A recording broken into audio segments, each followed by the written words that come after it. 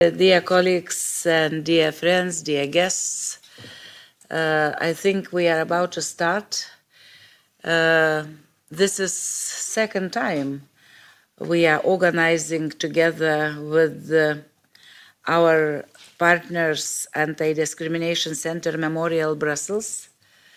Last term of European Parliament we had similar seminar or similar event on very similar topic, and today we understand that every time it's even more and more important to have at least somebody to give platform to the people, to the nations. They are almost, I would say, forgotten in European continent or globally, but not themselves. And in this light of the war against Ukraine and against the whole democratic world, it's even more important to try to understand the content of what's going on with the Russian Federation. What does it mean, this big, largest as of territory state globally with the people living there, oppressed people, not only oppressed small nations, but also, I would say, Russians themselves. So without that, it would be not possible to have clear strategy on Russia for the future of our European continent. So these short remarks for the beginning. On the opening, I also would like to finalize the, I would say, important event happened last 2 weeks ago in Strasbourg during our plenary. For those who were not able to follow, we adopted a resolution which the title of the resolution was on history. We had a resolution on how Russia is using history for disinformation in the light of this war. And there we were able to, first time I think in legislative, European Union legislative, to mention one important, to send very important message. We, as European Parliament, we declared that we respond to the statement of the Verkhovna Rada of Ukraine of May 2023 on the ideology of Russism by condemning the nationalist imperialist ideology, policy and practices of the current Russian regime, stresses the incompatibility of this ideology and policy and these practices with international law and European values. And this resolution was on history also related with Ribbentrop-Molotov, what happened in the past. And this is like, uncondemned ideology, like communism, Bolshevism, imperialism from Russian side. It happens so that today we have ideology which is mentioned by by Kremlin themselves as Ruski Mir. It means that the same ideology happened many hundred years ago when those countries, nations in Siberia, northern parts, South Caucasus, Northern Caucasus, and other parts in this of today's Russian Federation is the same ideology. It's imperialism, it's colonialism, it's the last, I would say, country globally which has inside this colonialistic approach. And this is what would be our testimonies here with those, our guests here. They will be introduced later. And we will have a possibility to see some short movie, film on that. But before that, I would like to give the floor, and I am so happy to have you here together with us. It will be Dirk Schuebel. This is good pronunciation. Very good pronunciation. He is head of Russia division at EEAS from our executive board of European Union institutions. And please, floor is yours. Happy that you are here. Great many thanks and good afternoon, everyone. Great many thanks to you, dear Ms. Juknevičienė, but also great many thanks to the Anti-Discrimination Center Memorial for organizing this very important event. We believe that it is very important to draw public attention to the fate of indigenous peoples and ethnic minorities globally, but also in Russia in particular, taking into account also the context of Russia's war against Ukraine and the overall very bad and ever deteriorating human rights situation in Russia. Let me start with a few words on the bigger picture, if I may. For the EU, Russia's full-scale war against Ukraine was a watershed moment indeed. Russia forced us to fundamentally alter our perception of and also our approach towards Russia, coming from a vision of cooperation to a vision of Russia as a threat. Now the main pillar of our Russia policy is unwavering support to Ukraine. That's the most important factor of our Russia policy. All avenues of cooperation with Russia were stopped. We put pressure on Russia with sanctions. We work to ensure accountability for all the crimes, to enhance our resilience now also against hybrid threats, which is the latest, and to support our partners around the world to deal with the consequences of Russia's war. Supporting Russian civil society, human rights defenders, and independent media inside and outside Russia remains crucially important to the EU, and it's the key element of our Russia approach today. External aggression and internal repression are linked. With Russia's war against Ukraine, the human rights situation, the state of democracy, and the rule of law inside Russia has deteriorated even further. At the same time, the EU financial support for civil society, for independent media, and for human rights defenders has not only been maintained, but it has increased since 2022. The EU continues to closely follow the developments and raise concerns via public communication, statements in multilateral bodies and fora. This also refers to the organizations working with indigenous peoples of Russia. These communities had remained in a vulnerable position already before the 24th of February 2022, and the Russian invasion of Ukraine only exacerbated this situation. We see the Russian authorities' efforts to unite the citizens of the Russian Federation under Russian flag against Ukraine and the West whitewashing all ethnic differences and stifling indigenous peoples' identities. As the UN Special Rapporteur on the human rights situation in Russia, Marina Katsarova, whose mandate was established at the initiative of the EU, emphasized in her recent report that indigenous peoples and national minorities have been disproportionately mobilized, some by force, to fight against Ukraine. As a result, some small-numbered groups may face extinction from war casualties. On top of that, the Russian authorities try to restrict their freedom of association by banning under the guise of extremism legislation or labeling as foreign agent and undesirable organization those organizations representing indigenous peoples or ethnic minorities.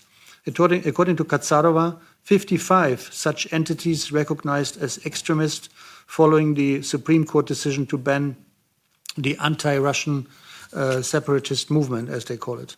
At the same time, we see a surge of indigenous peoples and ethnic minorities' activities and recognition of their identity. Many of the activists had to relocate to Europe and to continue their fight from here. Some of them are present with us today. Climate change and hence a strengthened exploration of the Arctic endanger the traditional ways of living of the indigenous peoples' communities, including harvesting, fishing, or hunting. So, the rights of indigenous peoples are an integral part of the European Union's human rights policy, as it was confirmed by the Council conclusions on indigenous peoples of May 2017. In these Council conclusions, we underline the importance of A, addressing discrimination and inequalities, B, addressing the threats to and the violence against indigenous peoples and individuals, as well as to human rights defenders, and 3, further enhancing the opportunities for dialogue and consultation with indigenous peoples at all levels of EU cooperation. The EU seeks to integrate human rights, including the rights of indigenous peoples, into all aspects of its external policies, cooperation and trade. Our rights-based approach to development, encompassing all human rights, is the main vehicle in our external action for integrating the support to indigenous peoples in the EU's implementation of the 2030 Agenda for Sustainable Development. In addition, the EU gives direct support to indigenous peoples' organizations and to civil society organizations working on indigenous issues. The EU is committed to the implementation of the outcome document on the World Conference on the Rights of Indigenous Peoples. As I mentioned already in other discussions today earlier, we would be very happy to explore with you more potential avenues of our support to the indigenous peoples, NGO organizations working in or on Russia from inside or from outside. So for now, I look very much forward to seeing the movie that has been prepared and to discuss with you further in the future also on our cooperation. Thank you very much. Yes, thank you very much. And as I mentioned already, we will start our event with screening documentary, The Gold of Shor, 20 minutes, created with the support of Memorial, ADC Memorial. But before that, usually we are thanking all organizers at the end of the event. But this time I would like to say thank you very much, Stephania, Olga, also Eva, Yulia, my assistants, and others who really helped a lot to organize this not easy event, I would say. So Stephania will speak after the demonstration of the screening, and now we will concentrate on the screens to see what we have to see.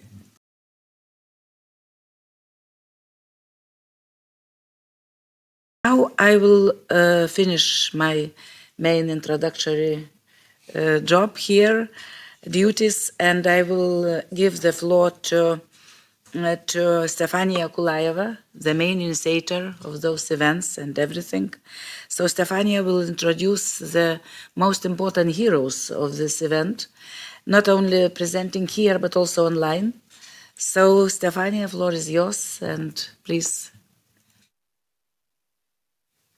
Thank you very much. Thank you very much for co-hosting this event and for helping to give a voice to people who really have very big challenges and only growing challenges every year. The situation is getting worse. Like the film we have seen was made a few years ago, and the situation, as you could see, looked already dramatic.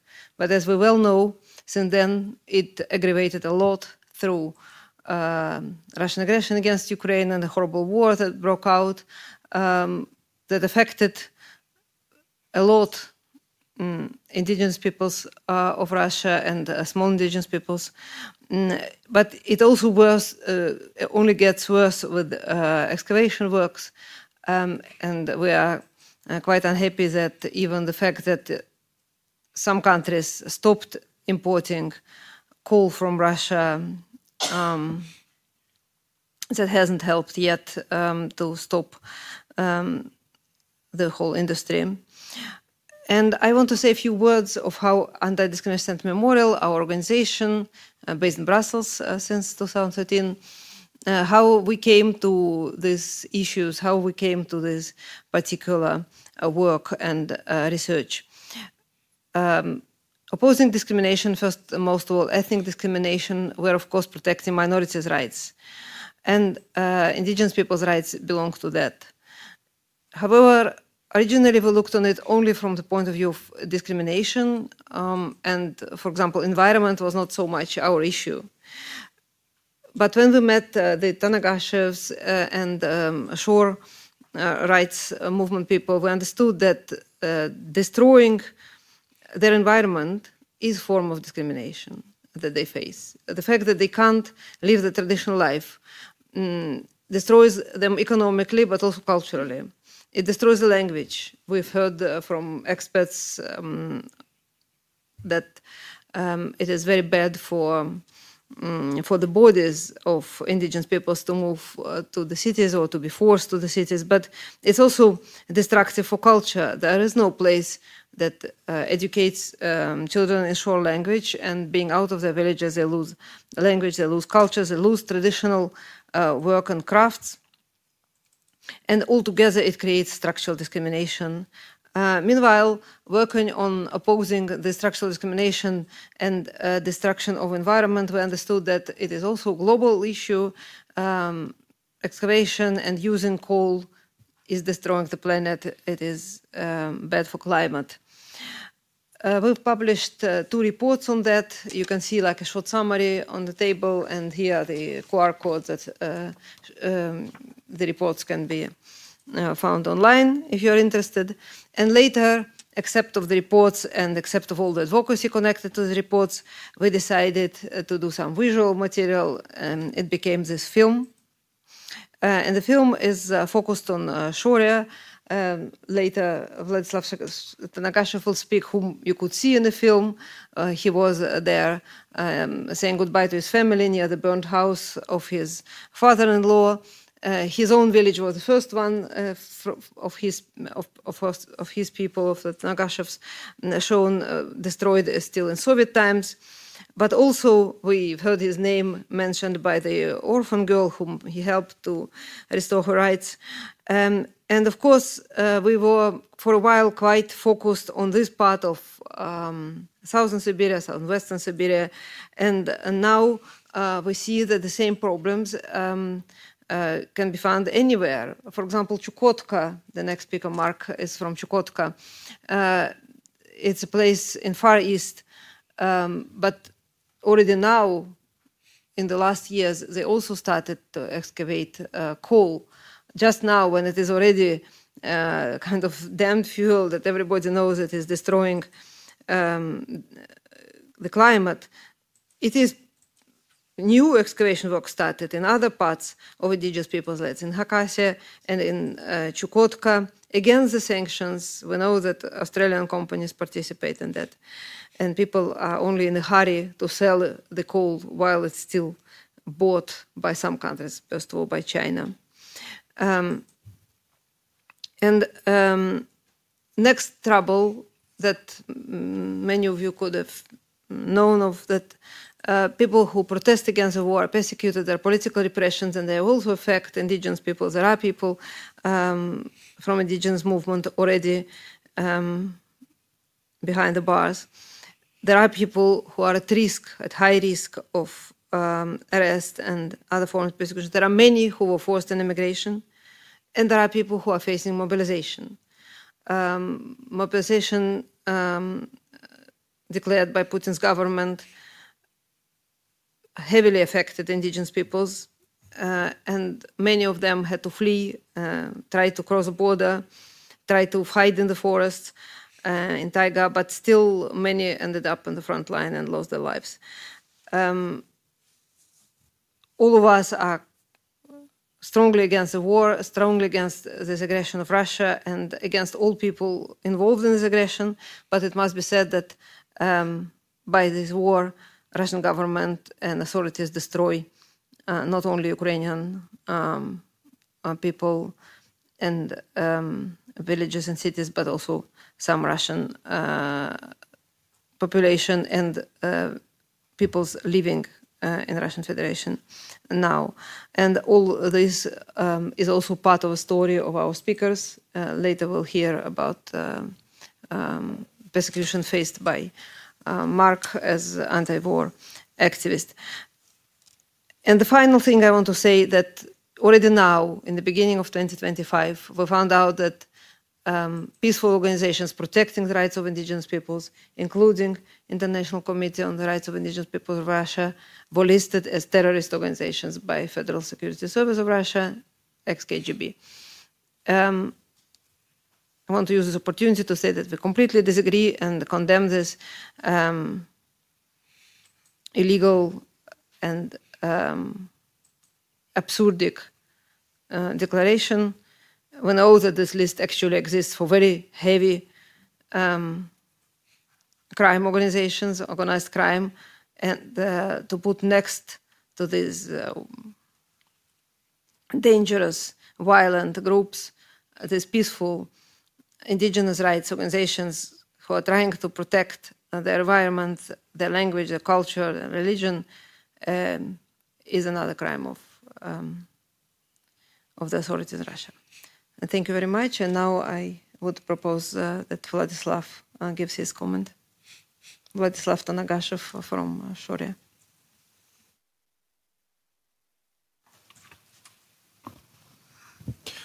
Здравствуйте, все участники. Спасибо. Good afternoon. Thank you so much for coming here, attending this event. There is a proverb, it's better to see one time than to hear 100 times. And I will not retell what happened Со мной. with my people, with my family, with myself.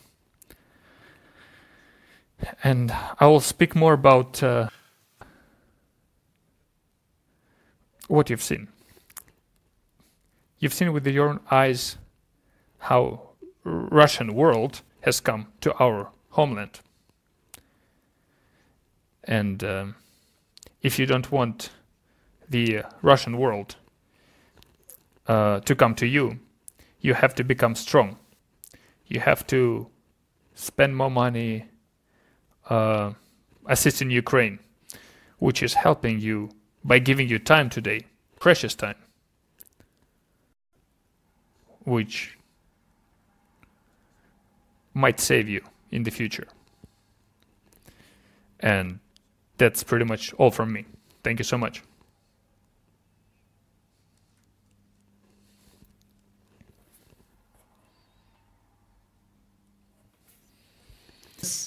People of Chukotka, Mark and anti-war activist Mark Zdor.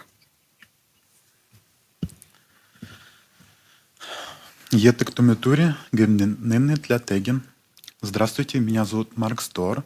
Я родился в селе Нешкан. Good afternoon, my name is Mike Zdor. I was born in the village Neshka.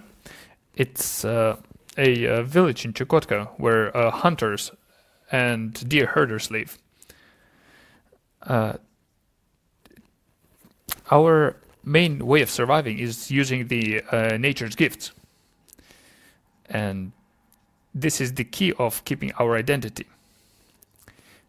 That's why, in order for us to save the environment is not an abstract phenomenon, but it's a question of survival.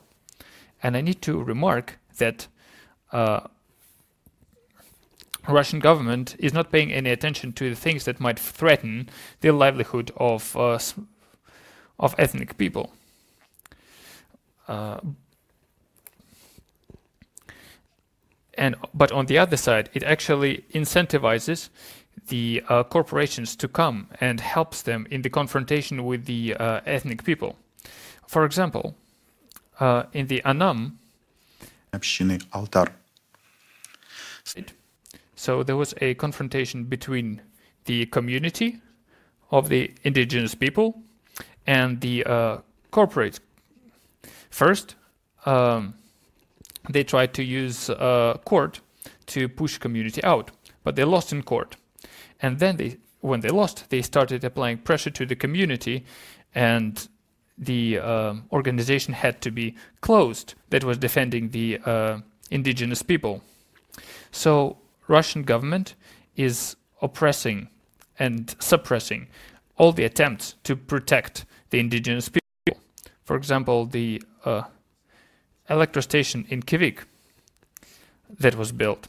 And indigenous people, they are still afraid of the nuclear catastrophe. However, they were suppressed by the administrative resource. Later, they built a construction on Miss Nanglenin. And they did not take into the account the opinion of the ecologists and that it would hurt environment a lot. And this project was done just as the ones that I shared about before. The government was using administrative resource to suppress indigenous people and the ones that were trying to fight it, they faced repressions. The other regions of Russia, well, they have the same situation. We can recall the Sergei Kichimov story from Khanty-Mansiysk region. He was fighting with the oil corporations for the sacred land of his people. Well, in the end, Kichimov died due to cancer in suspicious conditions. There are a lot of examples like that, and you can find them on our website, Indigenous Russia. For 3 years now, there is a war of Russia against Ukraine. Each day, Ukrainian and Russian soldiers are dying. But the worst of all, the civilians are dying. And of course, indigenous people are suffering as well. There is already partial mobilization in Russia. A lot of indigenous people in Chukotka were forced to go to the front lines. Some researchers say that from each village in Chukotka, up to 10 young men were mobilized. On average, those villages have around 300 people. So we can say that about 10% of people that can work were taken to war. All the protests are suppressed cruelly. Recently, we had cases of Konstantin and Valery Rydkov. Also, probably fearing the protests against mobilization, the government has changed the approach. They are inviting men to join Russian war machine by promising them to pay a lot of money. So overall, now we know that from Chukotka, about 1,000 men went as contractors, as volunteers to the front lines. And that's once again 10% of the people that can work. And of course, we can point out other consequences as well, because small communities are now not having any futures, because if there are no young men, then there's going to be no next generation and the identity will disappear. As I already mentioned, administrative and criminal pressure is being applied to our activists. All the members of our team went through the repressions like that. And of course, you can find the information about it on our website, Indigenous Russia. So probably the most well-known political prisoner in Russia that is connected to indigenous people is Alexander Gabyshev. He was apprehended during the protest and was forced to go to a hospital to receive psychological treatment. However, Memorial has agreed that Gabyshev is a political prisoner. We are very thankful for the support of the Russians that are fighting against the dictatorial regime. But also, I want to note that some of the Russian activists don't have the opportunity to access the mechanism of becoming a refugee in European Union. That's why most of them are going to countries like Georgia, that is bordering with Russia, which still does not put them in total safety. Amongst the indigenous people, there are also individuals that are asking for political refuge. One of them, Andrei Danilov, and he's waiting his paperwork for political asylum for 2 years. And if he is not gonna get it, he's gonna where he might be placed in jail or tortured or even killed. So these were just a few of the issues of the indigenous people of Russia, and I thank you so much for an opportunity to spread this information here. We're hoping that International Committee will be cooperating with the European Parliament further as well. So thank you so much for your attention.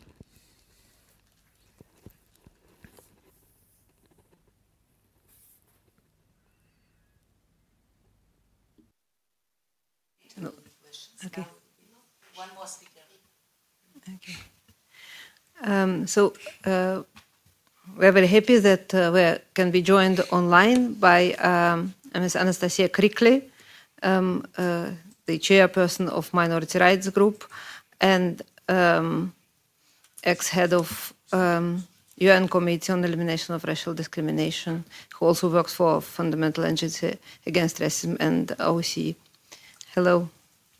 The floor is yours, Anastasia. Thank you. Thank you very much, Stephania, and thank you very much to the European Parliament, to Rasa Juknevičienė. I hope I have not made too bad of a job of your name. Thank you very much for facilitating this session and for allowing me to say a few words. A number of years ago, when I was chair of the Committee for the Elimination of Racial Discrimination, I had the honour and pleasure to meet some of the Shor people and some of the people from Kazas. And I am very concerned this afternoon to hear again your stories and to hear that things, far from improving, have got significantly worse in a number of instances. So thank you very much for sharing that with us. It's really important that we are informed and that we are informed not just about the general contours of your story, but also about the current realities that you face. And I found those, it's just very helpful to know. What I want to say really is that as someone who has been involved in work with minorities for very many years, and someone who myself, although not a member of a minority, have been in a minority position as an Irish emigrant in England and in the UK, I believe that what's really important is to acknowledge how minorities are treated, how Indigenous people are treated at times of war, you know, and I therefore have no doubt at all but to acknowledge the veracity of what you have been telling us. Secondly, it seems to me that the importance of civil society cannot be underestimated, and I want to salute your courage and also the courage of Stephania and her colleagues in Memorial, who have brought so many of these issues to the fore with such courage and such commitment over a long number of years. Civil society for human rights, for democracy and for all, but especially for marginalised and minority groups and Indigenous people, is of crucial importance. And one of your colleagues reminded us very clearly of the Declaration on Minorities and the UN Declaration also on Indigenous peoples. But what I think is really important in what you've said, and what's really important to move forward, is that civil society is way beyond just individual activists. It's beyond individual champions, and it's beyond individual defenders, all of whom are absolutely crucial. But it also is about the collective effort of all the members of your community. And an approach also that for me needs to explicitly name Indigenous groups, Indigenous peoples and minority groups. If we were to compare, for example, with women, you would say that unless women are named, our needs and our rights cannot be achieved, realised or met. And I think for civil society as well, it's explicitly important that your needs and your rights as minority peoples and as Indigenous peoples are named.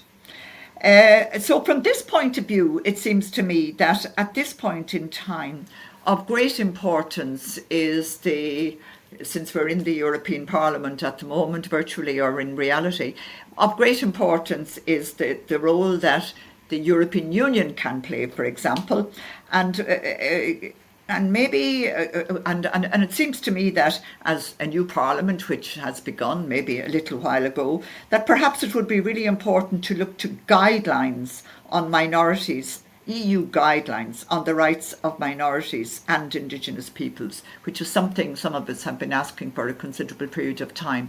This would be something for me, and I speak as someone who was chair of the first Fundamental Rights Agency of the European Union, this is something which could go alongside a number of the other instruments that are available, and indeed could also go alongside the legislation that's available within the European Union. But that sort of guidelines, those sort of guidelines could also be particularly important for the EEAS and for instruments that are operating outside of the European Union. I think in addition, reverting to my previous roles with the UN and with regard to the Committee for the Elimination of Racial Discrimination in particular, it's really fundamentally important that all of the human rights mechanisms in Geneva are both familiar with their case, but not only as something to be listed, but as something around which action needs to be taken at this point in time. Thank you very much for taking the time to share your stories. And as chair of Minority Rights Group, we are familiar with a number of the issues in Minority Rights Group that you speak of. We're very lucky to have Stephania also as a member of the board. And I commit myself to trying to support in any way I can the causes that you brought to our attention.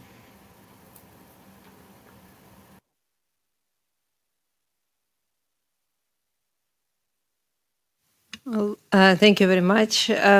Maybe you have noticed that in the film that we've just seen, when they were shown UN and Russian representative Barinov, I think, talking this nonsense about resettling the ghosts from a holy mountain to some strange swamp. Next to him was Sidney Crickley at that time. She was working in the third UN. And I'm very happy that we could hear her and get some recommendations. Shall we open? Okay, then. I think it's only 3 words I can put on the table after this important part of our gathering here. Gloomy, depressed, and on the other hand, courage. So having you here together with us, I understand myself being born and occupied by Soviet Union, Lithuania. Half of my life I lived in dictatorship in totally different environment. And myself, I don't know if I would be able at that time to speak so loudly on everything what you are doing here. Because I know that you have relatives there in Russian Federation, and you have your families. You are under some kind of, not control, but focusing from those institutions. And I think this gathering also is somehow under the focus of some guys. We know they are following everything. So thank you very much for this bravery and courage, really. People like you are treasury of human beings. And now I will open floor for you, for those who are here. Don't be shy, don't prepare your questions. Maybe not everything was said, and especially about those small nations, maybe you have opportunity to know them more about what those people, how they live there, and so on. And introduce yourself, of course. And if possible, 1 minute for the question. Yeah. Very quickly. Поскольку, я хочу поблагодарить, во-первых, организаторов. Евгения Луценко. First, I want to thank organizers Evgenia Lutsenko. I'm the deputy of the chair of ADC Memorial, Brussels. I'm actually a Ukrainian activist. I'm temporarily in Belgium due to a large-scale war of Russia and Ukraine. I want to thank you for this film. As Mr. Tannagashev said, it's better to see once than to hear 100 times. And it explains a lot. It explains a lot of things and why the things are happening in Ukraine. Because if that's the way how they're treating their own people, they don't consider us people at all. But on February 20th, we are marking 11 years of Russian aggression to Ukraine. Not 3 years, because 3 years is just full-scale invasion. The actual war started in 2014, and already Спасибо. years Ukrainians are dying, both military and civilian. Thank you.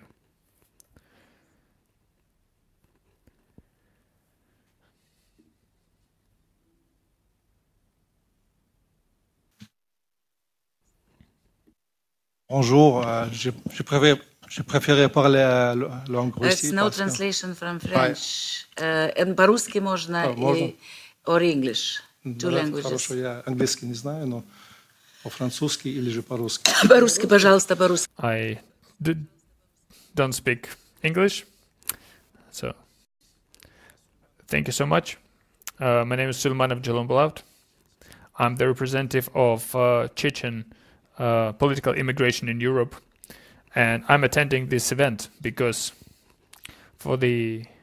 recently there are questions about reforming Russia, and national question is not really represented. Maybe today is the first time when we see the representatives of the ethnic minorities in Russia. There are 24 republics in Russian Federation and 4 regions. There are national minorities that are not represented anyhow at all, and their situation is very complicated. I will not take too much of your time because we know how complex this issue is, but now, as we talk about post-Putin Russia, we're saying about giving a lot of rights to the various nations. However, for them to state their opinion, Russian liberals, Russian politics, as we talked with them, we understood that they are not really reform the situation with the national minorities. I am ethnical Chechen, and of course I want to remark that Chechen question is a separate question. We're not simply minority, we are an occupied country, which Ukraine also acknowledged. There's Ichkeria, Chechen Republic Ichkerian, and that's of course. But today I want to talk about different people, because for a very long time we were oppressed as well, and this topic is very close to us.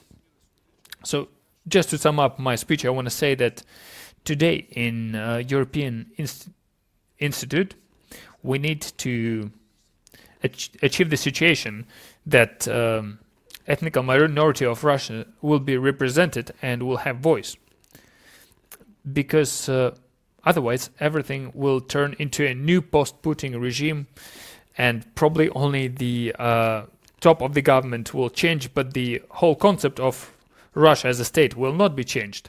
Also, I would like to draw your attention to the problem of the refugees, and it was spoken about a bit today, that various representatives of various nationalities are running from repressions in Russia, especially from national minorities. Chechen people are also in this group, and there are a lot of people that are entering the countries of the former Yugoslavia, but then they're being sent back. And also other representatives of other minor nations are being deported from many European countries, from France, from Poland. What happens with those people? As Russian Federation is making a request, so those people are running away either from war, war fighting against Russian regime. So then those people will be forced to the front line. And now there is a situation that European Union is helping Ukraine, however, deporting those refugees back to Russia, and in Russia they are forced to go to the front lines. Hence, also want to say that Russian problem. In Russia we have a problem, and it's not simply that we want to change bad Putin to a good president. We want to change the entire structure of the Russian state, and this should be a huge scientific research. And I know that in some resolutions of European Parliament, the resolution was already adopted that Russianism is considered an aggressive ideology. So we have to fight that ideology. But for that we need to unite forces, and we need to listen to the voices of the national minority of Russia. There's 26 million of them. They are living on 40% of Russian territory. It's not a small amount of people, but they don't have a voice. Thank you for the attention.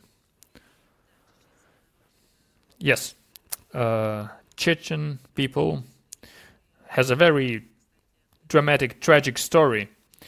And you're a bit late, but I said in the beginning that in European Parliament we adopted the resolution about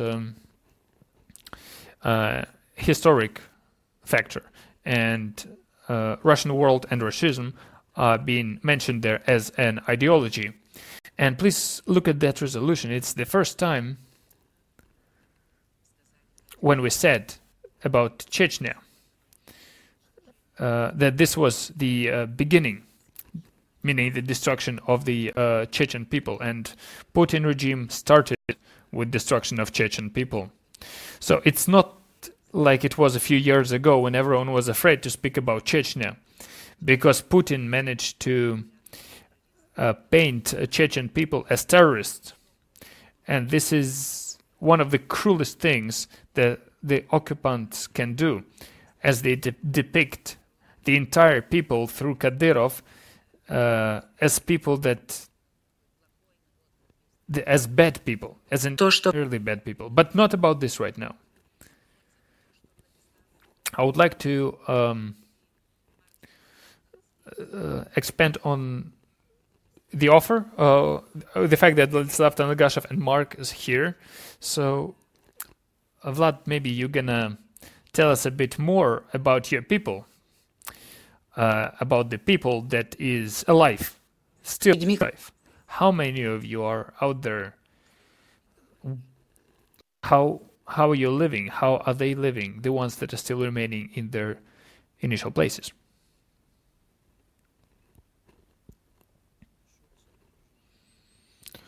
Shutse are living in the southern part of the Kemerovo region. It's nearby Altai, Novosibirsk. I mean, just for you to understand the geography. And for many centuries it was our land. Our ancestors lived there.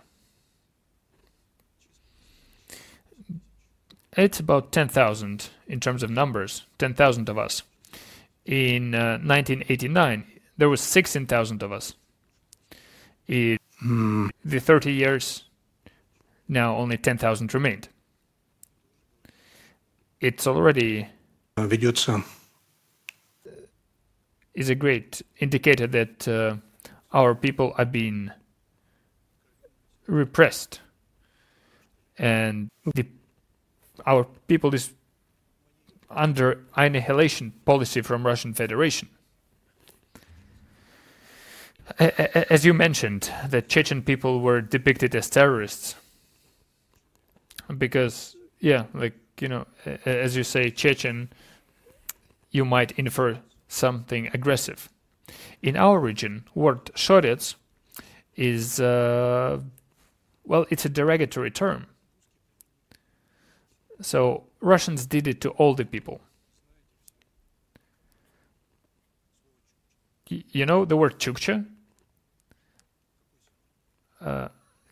You know what sort of synonyms it has in Russia? It's a derogatory term. I think that it's been done to all the national minorities of Russia, all the indigenous people. My grandfather, he didn't understand, nor he spoke Russian. My father didn't speak Russian until he was 7.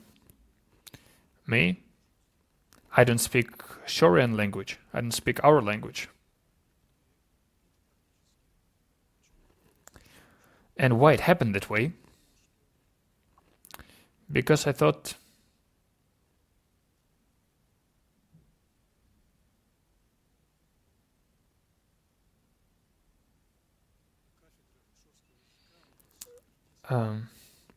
we have a department of Shorian language, the only department actually that was destroyed in 2010, which is another separate crime.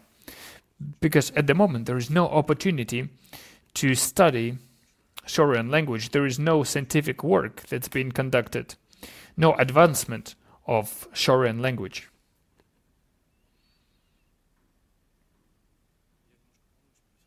I'm a bit worried, so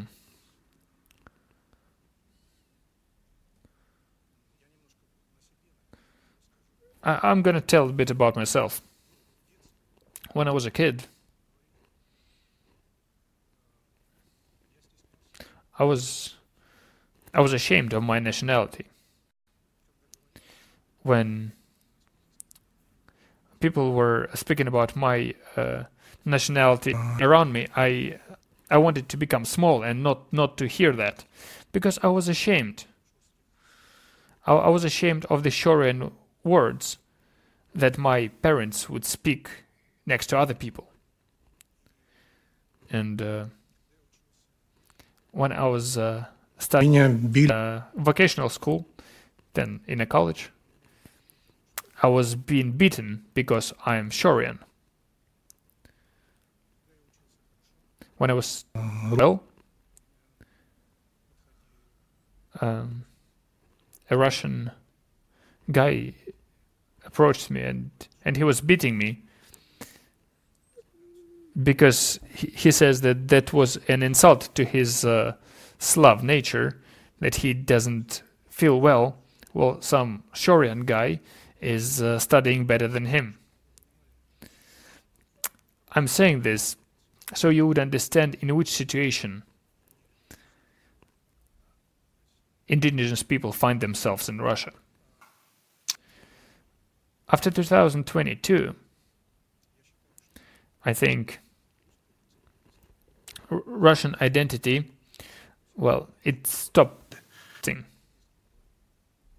So probably European Parliament made the correct infer that Russism is now a synonym of a destructive sect that is propagating murder, war, aggression, hatred towards everything alive.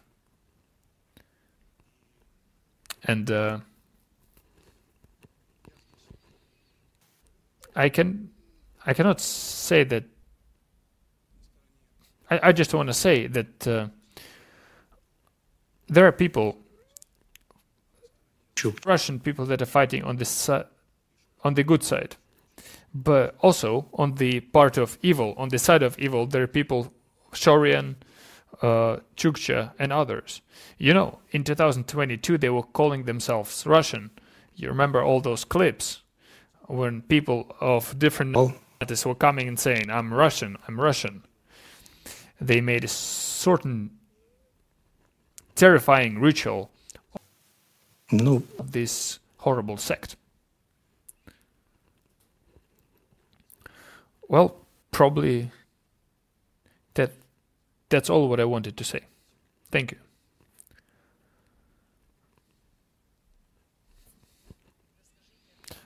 Please tell us about your people. My people, Chukchas, we live in the northeast of Russia, in Chukotka region. We're living traditional life. We're fishing and we herd the deers.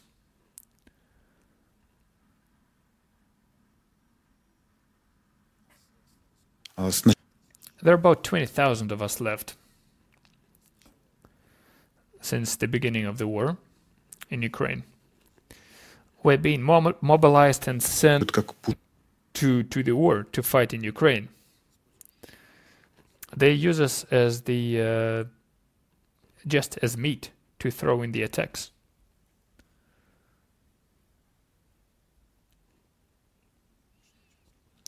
I'm sorry, there's nothing else I can add. out of the silence in this room, I can understand how well we actually get you. Yes, I do not practice for a long time. Yes, I'm Rasa. I work here in the parliament, but for us, Siberia is very often, I'm Lithuanian as well now, and to us it has an association with pain, with deportations. My grandparents were also deported. They died in Irkutsk, by Irkutsk, somewhere in a camp. My father managed to come back. He never spoke a lot of those times. I understand it was very difficult for him as well. But to me, this event today, which I experiencing, is an eye-opener. I never heard anything about Shors. I never heard anything about others. I read maybe 2 or 3 times, and I couldn't believe it's written correctly. You hear something about Buryats, Yakut, all those bigger nationalities, but you never hear about these indigenous people which are disappearing really in as we live. So I'm very thankful for this event. I'm thankful to organizers. I'm thankful to everyone who came to tell their stories. Thank you.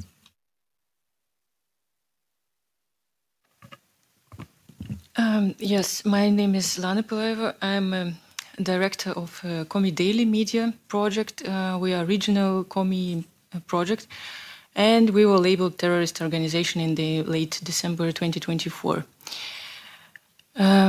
Really thank you for this emotional event, and I think for me it's of importance that I'm learning a lot about other ethnic indigenous peoples of Russia.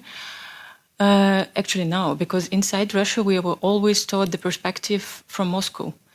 In schools, everywhere, the traditional history lessons, it's always written, the textbooks are always written by a person residing in Moscow or St. Petersburg, and we know very little about our different nations and different peoples. And when you are telling these stories, I can completely relate, because I'm an ethnic Komi and I speak the language. I'm the first generation actually to know Russian from birth. Both of my parents, they are Komi speakers, and my grandparents, they did not even know Russian. But then, yes, growing up, I was facing this discrimination. So I was asking my parents why they could not get me born like normal way Russian, and why I'm this strange Komi thing. So I really can feel this, and I think we have a lot of connections and a big potential for solidarity and support towards each other. And I think it's really good that we are now connecting in the European Parliament, but it also gives us an opportunity and a platform to support our rights, to support our lands and our peoples from being just simply wiped out of the earth. We are currently facing the same issues with the extractive industry, lots of different mines. We provide everything from coal, aluminium, titan, gas, oil, you name it. And this is basically what our republic came to be. Our lands are polluted, and we don't have even a right to support our rights, our lands and our rights, because we are not in current Russian legislation. We are not the small nation, so we don't fulfill the requirements of малочисленный народ, because we are more than 50,000. But it's basically limits our opportunities to support our lands, to support our actions. Yes, we are Komi, and maybe also a short notice that one of the members of Komi Memorial was a person with the family name Smilingis, and he was born in Lithuania, and then he was deported and repressed to the village which is just next to my grandma's village, and he was the one working with the memory and archives and all these burials, recovering the memory. So, yes, my message will be that it's good to learn about each other and support each other, so to express this solidarity and find what Anastasia mentioned, the guidelines for working with indigenous populations, indigenous peoples of Russia, how we can support our rights, how European Union can provide the legislation, for example, for extractive industries from Russia to fulfill the requirements of the framework of just transition, so free, prior, informed consent, and all this. I think this will help us to preserve our culture and save our peoples. Thank you. Thank you very much for being here with us. My best friend in school times, she was born in Komi because of her parents were deported. Many Lithuanians were deported to Komi, to this European North part. So, before we finish this very sensitive, emotional, important, informative meeting with you, first of all, I also would like to say some words about one of the most interesting, I would say, meetings. When we voted for this resolution, I mentioned already about the history, and in the light of the war in Ukraine or Ruski Mir, everything related with those ideologies and with history, I had a meeting with Maxim Butkevich. I think many Ukrainians know him, who is back from Russian prison. He was taken as hostage, for 2.5 years. We didn't mention this testimony in the resolution, but of course we could do this if I would know this story. He told us that he was beaten, as many others Ukrainians by the way, in Donetsk, in Ukrainian territory, this cemetery was there. And what they were doing, those guys with baklavas in front of them, they were taking textbooks of history, Putin's style history in Ukraine, and they were reading them, asking them to read as well the history of Ukraine in Putin's interpretation, So how important it is to take from the people, especially young people, I think they are doing this exactly in occupied territories of Ukraine, to change their identity, to change their understanding on history, on everything. We went through this in Lithuania, those who were born in Soviet Union, and we know what does it mean. So this is really, again, very, very, very, very important. I think we have to think what we have to do more here in European Parliament, unite our efforts to have maybe some more vocal expression or vocal messages, to give more messages about those nations they are inside. Russian Federation live inside. And now I would like to ask you, maybe you have some words to say? Very difficult, to be honest, to conclude after such impressive and emotional presentations. And first, of course, by the two main speakers, but also by you from Chechnya and you from Komi. I think it is a bitter reminder for all of us of a topic that we have not been dealing with so much, if I may be honest, over the last years. We were all, of course, very much, and rightly so, concentrated on Russia's full-fledged war since 3 years, but war, as you rightly said, since 2014. But I think it is a very important reminder that of this link also of the repression of the inside, that the aggression to the outside goes very much hand in hand with the repression inside the country, and the repression is in the first place directed against the weakest links of the society in Russia, and who are the weakest links? These are the minorities. It's clear, and the indigenous in particular. So I think it is also a reminder for us, and I will take this message back to our work as well, that we should be more attentive and we should do more for you, and that is the main message that I will take back. And that we will try to pay much more attention to these problems that you are threatened of extinctions. I was not aware of this, to be honest. It's dramatic, frankly, to hear this. And I would suggest that we stay in close contact. And if you have ideas for projects, that I will be happy to discuss also with the Commission colleagues, that we can do something to help you in these circumstances. On the ground it's difficult, but maybe we can do also something from here that will help your peoples to not only to survive, but to go for a better period of life in the next generation. That is the minimum. Yes, thank you very much. Next meeting is about to start here in this room. We will be kicked out. Sorry for if we will not finish on time. We are a little bit late. So, Stephania, again, thank you very much. What are you doing? I am proud to have those close relations with you. And, of course, our main speakers here. Thank you for your bravery. Thank you very much.